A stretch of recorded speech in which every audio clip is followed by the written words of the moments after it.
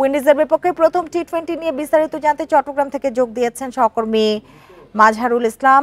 মাজহার, একটু বলবেন যে শুরুতেই ধস প্রায় বিপদে ফেলে, সহায়ক কন্ডিশনে টপ অর্ডার ব্যর্থ বারবারই, মিডল অর্ডারে দুর্বলতা আবারও দেখা গেল, কি বলবেন? বান্ডেল থাকলে প্রতি সেনমানিতে টাকা বাঁচবে। বিকাশ সেনমানি বান্ডেল কিনে জিতুন প্রতি লেনদেনে।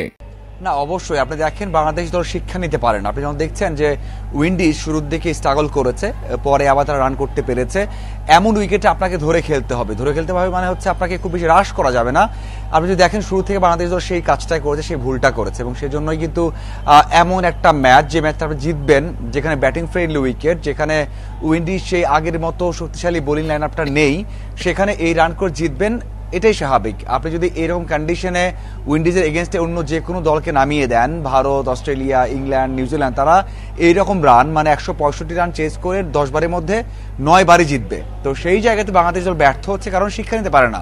বাংলাদেশ দল উইকেট কন্ডিশন দেখছে, একসাথে খেলছে, যে শুরুর দিকে উইকেটটা কেমন ছিল, এখন কেমন, এই যে ডিফারেন্সটা হয়, আপনার তো বড় কাজই হচ্ছে এটা অ্যাসেস করা, যে আসলে আমি শুরু দিয়ে কেমন উইকেট আছে, পরের দিকে কেমন আছে। এই যে এখন কিন্তু ব্যাট করাটা ইজি হয়ে গেছে, যেখানে জুনিয়র সাকিব দারুণ ব্যাট করছেন, নাসুম দারুণ ব্যাট করছেন, এই জায়গায় যদি লিটন থাকতেন, হৃদয় থাকতেন, অথবা অন্য কোনো ব্যাটার থাকতেন, অনেক ইজিলি ম্যাচ বাংলাদেশ জিততে পারতো। কিন্তু শুরুর দিকে আমরা দেখেছি অনেক বেশি হ্রাস করেছে, যে হ্যাঁ তাড়াহুড়ো করেছে, এই জন্যই বাংলাদেশ দল ম্যাচটা এই যে কঠিন হয়ে গেছে। যখন জুনিয়র সাকিব আউট হলেন, আমরা দেখলাম যে জেসন হোল্ডার কিভাবে উদযাপন করলেন, অনেকক্ষণ নাচলেন, কারণ জানেন যে ম্যাচটা এখন তাদের হাতে। নাসুম ম্যাচ জমিয়েছেন কিছুটা, রিশাদ আছেন এখনো, সম্ভাবনা দেখেন কি আপনি?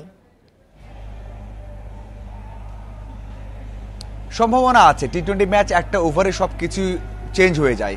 আপনি যদি দেখেন যে রিশাদ যে কাজটা করেছেন মিরপুরের উইকেটে, এই জায়গায় করতে পারবে না সেটা নয়, কিন্তু মানে টেকনিক্যালি যেটা বলে যে এটা টাফ আছে অনেক, আবার বলতে হবে যে এটা অনেক বেশি কঠিন, কারণ আপনি যখন টপ অর্ডার ব্যর্থ হয়েছে, মিডল অর্ডার ব্যর্থ হয়েছে, একেবারে লোয়ার অর্ডার যারা রয়েছেন, যারা একেবারে নিচু সারি ব্যাটসম্যান রয়েছেন, তাদের কাছে আশা করবেন, সেটা ভুল। হ্যাঁ, একটু ছোট্ট করে জানতে চাই, লিটন কার্যকর ক্রিকেট খেলার কথা বলেছিলেন, ব্যাটিং এ এমন ধস কেন নিয়মিত হচ্ছে?